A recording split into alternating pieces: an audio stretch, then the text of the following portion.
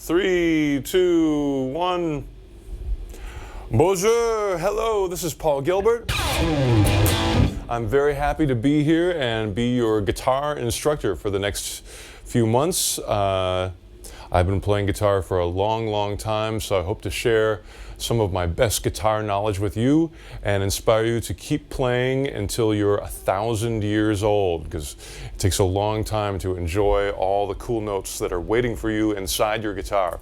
So let's have a great time playing our electric guitars. Yeah!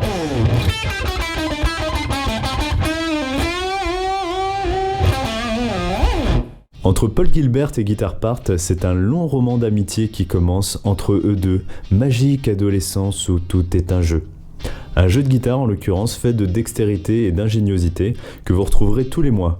Car oui, Paul Gilbert devient prof pour Guitar Part. Première leçon, hammer et pull-off. All right, we're going to talk about hammer-ons and pull-offs. And of course that involves your left hand if you're a right-handed guitar player.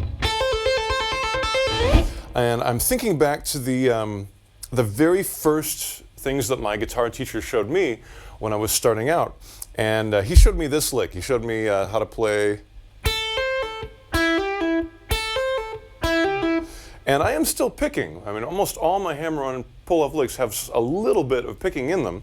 So you're starting with a downstroke on the right hand, but then that's followed by a hammer-on and a pull-off. And I'm using my pinky, which is a lot of times is the weakest finger, but if you work on it, you can make it strong. So do a lot of practicing with that pinky, because you want to use all your fingers if you can, because they're all useful. You can get further with it. Now, when you're practicing this, it's really helpful if you play it with a tempo. In other words, if you can tap your foot on the ground, if you go wonk, wonk, wonk with your foot, then that way you can keep an even tempo, like.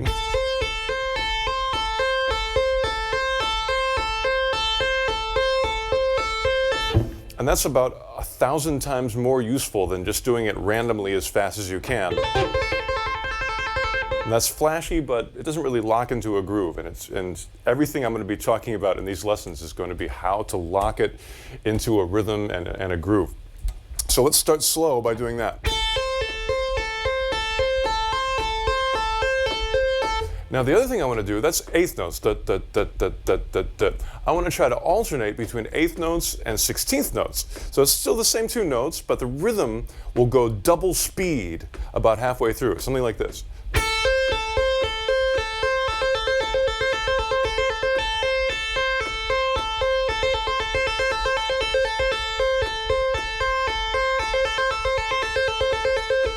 That's really a useful technique. It's a lot more useful than gradually speeding up. I mean, if you just tried to go slowly faster, like.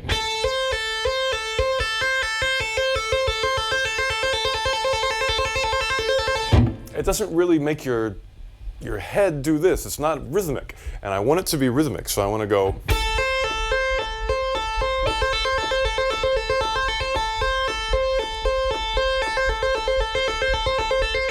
So that's very simple. I know you can do it, and that's a good place to start. Almost everything that I play, at the core of it is something very simple, and that's why I'm able to speed it up, because I play simple things. The next thing, let me think for a second. Let's do this. Let's add one note. Let's go. So we're going to add a note on the B string. That's the G note right there. And I'm going to pick that note. So let me think about the picking for a second. I think what I'm going to do now, let's start this lick the same way, but I'm going to start it with an upstroke instead of a down. And the reason I'm going to do that is so when the lick repeats,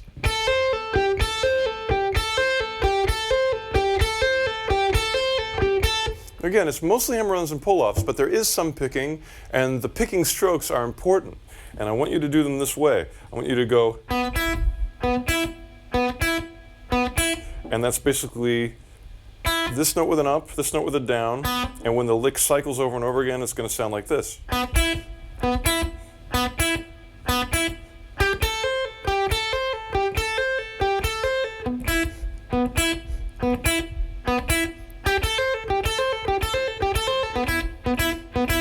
So I'm sort of taking the left hand away so you can just concentrate on what the right is doing.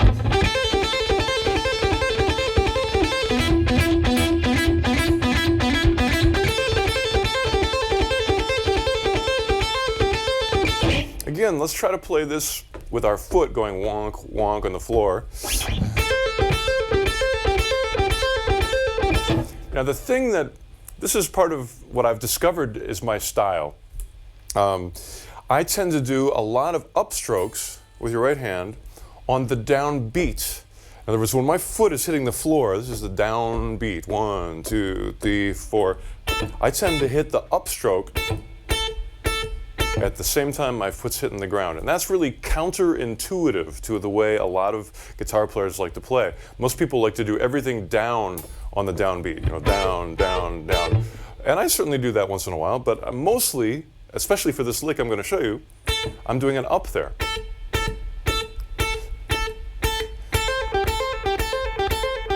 So to know that piece of information in your brain is really going to help you sort this lick out.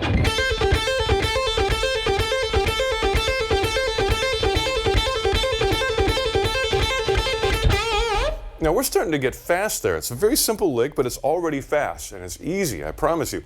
Just practice it a little bit and you'll have it. The other thing to watch out for is string noise. It's an electric guitar, so it can be noisy, and you have to shut the thing up. So even though you're playing only those 2 strings, you have to make sure that you don't get that little, you don't want that noise.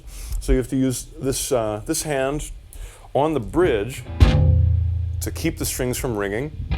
It's also helpful sometimes to use the tip of your finger, the very tip, to lightly touch. Like you can, if you zoom in here, you can see I'm lightly touching the B string so it won't ring. Even if I pick it, it won't ring. Of course, if I take that away, that string rings out and it gets all messy. But if you slightly touch it, it mutes it out. So I'm doing that sort of thing when I'm playing.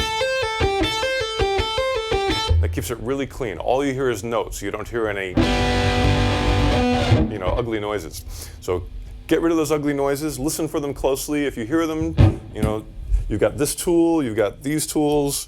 Somehow get rid of those noises. Make it really clean.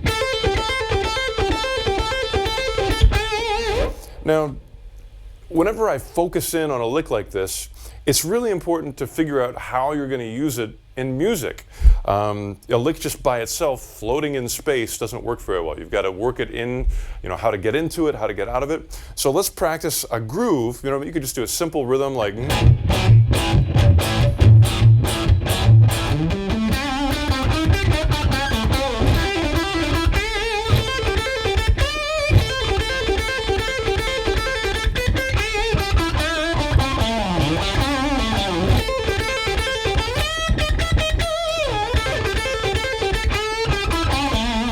Maybe the most important thing is the ending. So I'll give you a couple endings you can try. The one like that right there I liked. It was.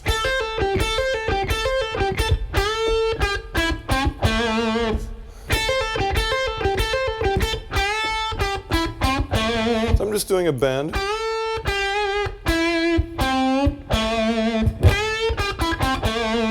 I think I just played some Richie Blackmore there. Thank you, Richie.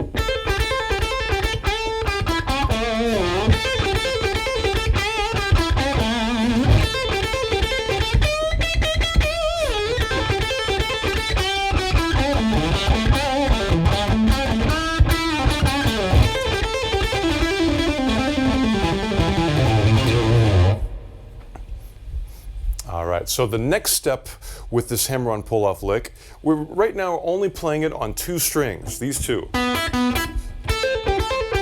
But it's really easy, once you got that lick, to take it through the whole pentatonic scale. Of course, everybody knows the pentatonic scale. If you're a guitar player, you got to know this scale.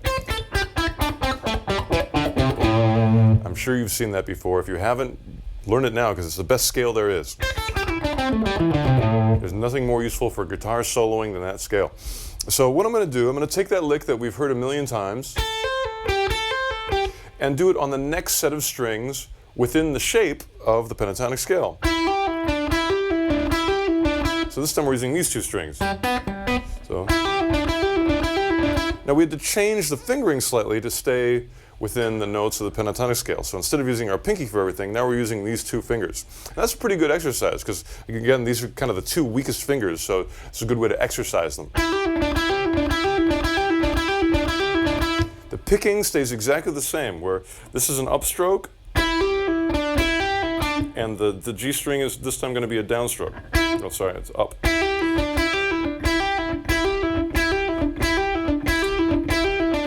And you can even combine the first one with the second one. And let's keep going down. Let's use the middle strings now. This will be,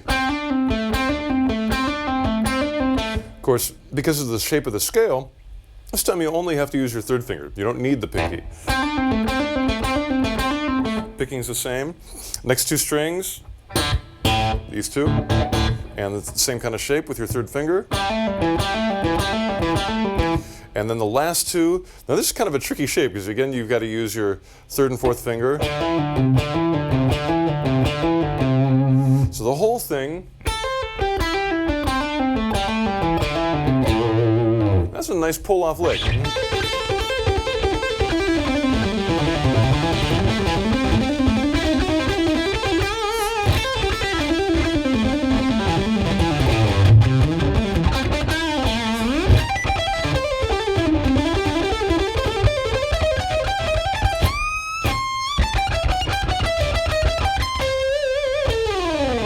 So I believe this is going to be our final step with our left-hand hammer-ons and pull-offs. Again, I'm going to add one note to what we've been doing. We've been doing this. And I'm going to add the B note with my third finger. So instead of going, I'm now going to add the B in between. So actually, I guess it adds the B twice. It adds it on the way up and on the way down. Now the cool thing is the picking is the same. I'm still doing an upstroke on the A and a downstroke on the G. So, and the A is still on the downbeat of the rhythm. So 3, 4. Now this time I think it's turned into 16th note triplets.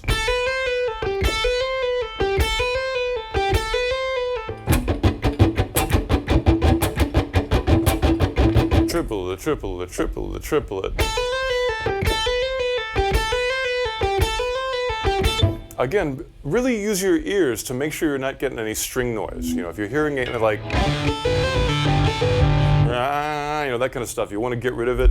Mutes with your right hand. You know, use your fingertips to block out those strings. Really make it as clean as you possibly can. Use your ear and be critical.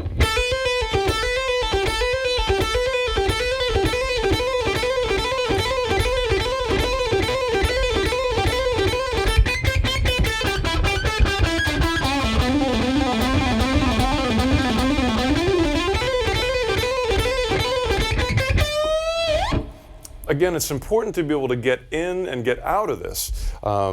It's easy to get stuck on a fast lick and just go, how do I get out? Give me a whammy bar. So let's figure out a way to escape. If we're going,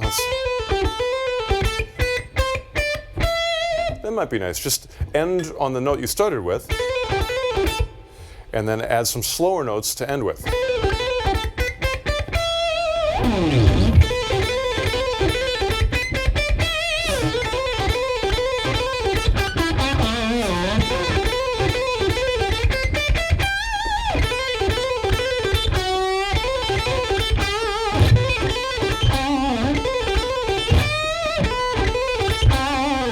So I'm searching for as many endings as I can. Endings are so important. Again, a very good exercise for these two fingers.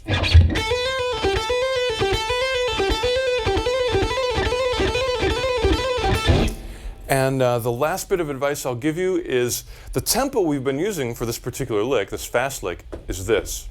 So it's going to work great in any song that has that tempo. You know, if you have a song that's going,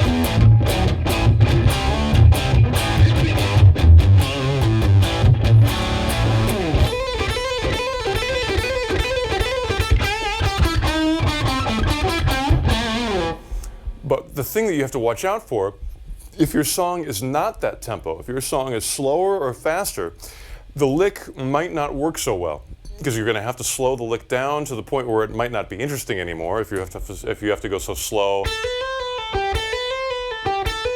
Then it starts sounding like an exercise, and if it's too fast, it's impossible to play. So every lick that I show you, or every lick that you know, I don't have to show it to you, every lick that there is, to me, has a magic tempo that it likes to live at. And sometimes if you go too slow or too fast, the lick just isn't going to work anymore. You're going to have to use a different set of licks. So be mindful of the tempo and where you can use this lick. It's not going to work everywhere. It's going to work at that one cool tempo. Of course, if you do a faster tempo, there's other licks that are going to sound great there. And that's sort of the job of you as a guitar player, is to build a vocabulary of phrases and licks and techniques that work for every tempo, every groove. And the best way to learn this is just play with a drummer, play with your foot, banging on the ground, and practice a lot. It'll all come and make sense to you. Keep on practicing. I hope that helps. Thank you. Rock and roll.